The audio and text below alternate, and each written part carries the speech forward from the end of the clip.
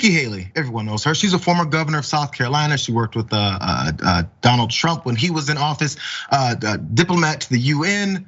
She's a very high-ranking figure, and she had some responses from what former Vice President Mike Pence had to say in regards to Donald Trump's incessant dealings with how he was cheated out of the election, how Mike Pence could have done everything about it, overturning the election.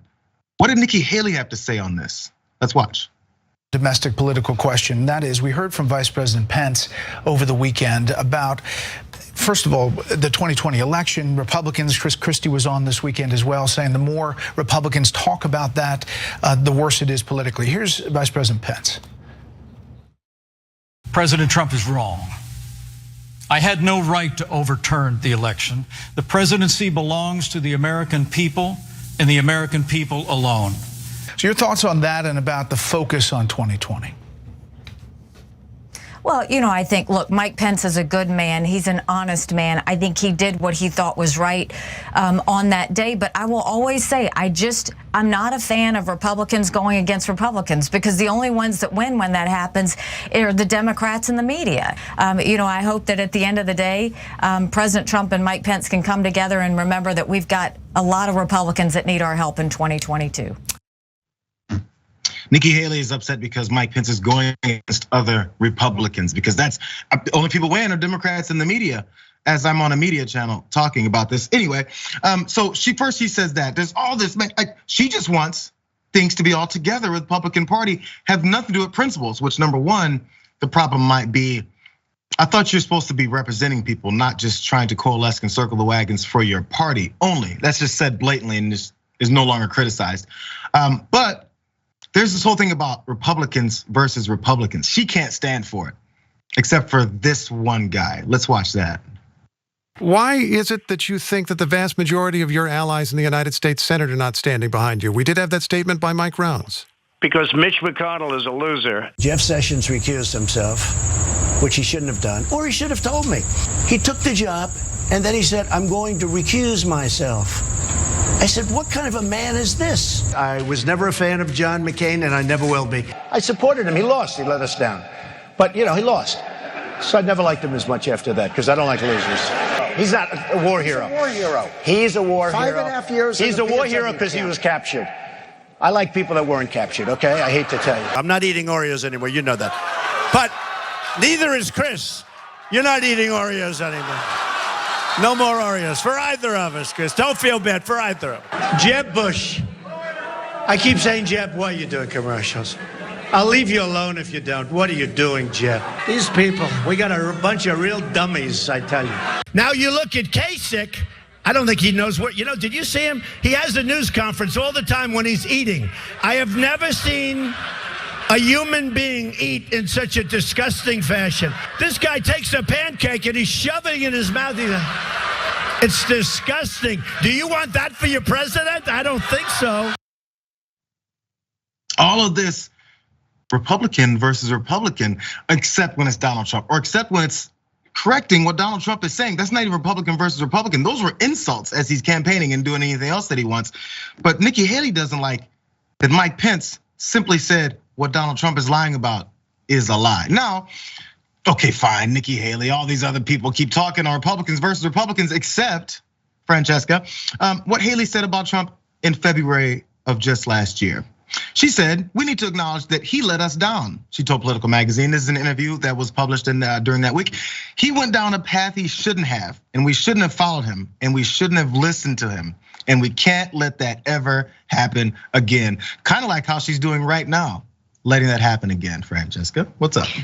I mean, a couple of things. Number one, let's all understand and appreciate that the best version of Donald Trump is Donald Trump going after other Republicans. It's the best, it is the funniest. As progressives, I kind of love that. He crushes it, it's his best bits as an open mic comic that he is. Right. And I love it. And it was actually something that I think that also Republicans liked, because he wouldn't fall in line, right? And I think that on the other side, on the left, we also appreciate when people don't fall in line. When AOC says things like, look, if we were in a different country, Biden and I wouldn't be in the same party because that's how much we disagree politically. Like, we like that stuff. Obviously, it's not the same, but it's very funny to me that Nikki Haley's like, yeah, Mike Pence going after other Republicans. Meanwhile, Donald Trump's base was calling on Mike Pence to be hung, like outside of the Capitol building. Like, that's what their plan was when they got a hold of him.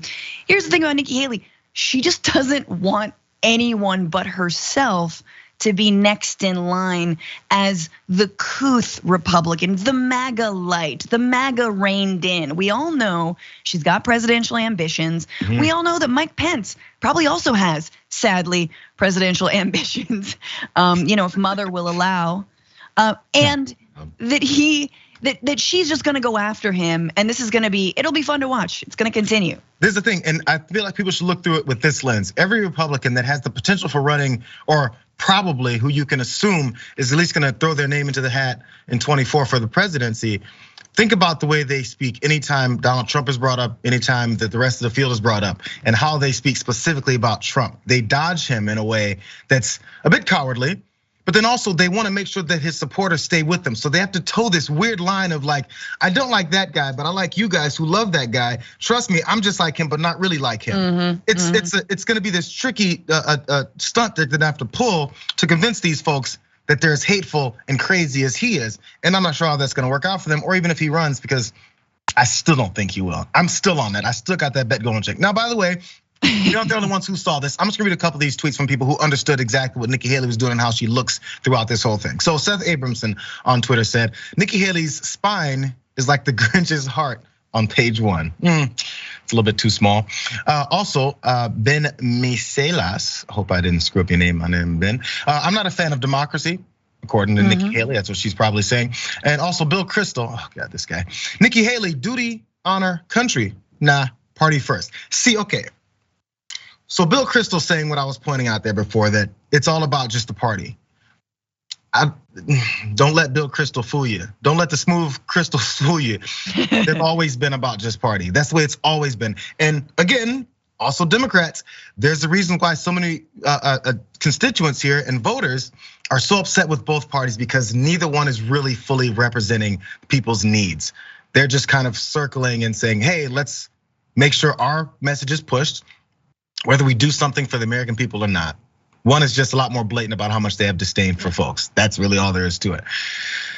Yeah, I mean, and it's interesting because they keep on doubling down on the fact that if you've got an R next to your name, you're gonna be voted for. And I do think that did fail them in the last election. And I, again, I'm of the mind that had there not been a pandemic and had it not been so horribly bungled, had there not been so much blood on the Trump administration's hands, that Trump would have been reelected. I do know a few Republicans that jumped ship and voted for Biden in this last election. Here's the thing, I think there is a precedent for that line that you were talking about walking, in terms of not endorsing Trump whole-throatedly, but still, sort of a wink and a nod, but Glenn Youngkin, right? Governor of Virginia, like that is that is sort of the model going forward. Use the culture war, use critical race theory, or whatever the hell the next invented thing is, some crisis on the border. Don't reference Trump, but sort of reference Trump. Don't embrace him or accept his endorsement, but sort of embrace and accept his endorsement, and you'll win. The problem is, and last thought on this is, after that all happens and is said and done, and Glenn Youngkin's in office, and maybe other Republicans will get in based off of this literally zero agenda. Once they're there, what they will then do? How are they gonna then convince people that they're there to do something outside of just kiss Donald Trump's ass? We'll see when legislation comes. We'll see when government comes. He's the ceiling, right? If Trump is the ceiling, how can anyone get beyond that? How can anyone actually try to run for president if Trump's always sort of sitting his big old behind on top of his eggs, like just a giant gross mother hen? I'm sorry. These visual, it's early. Jeez.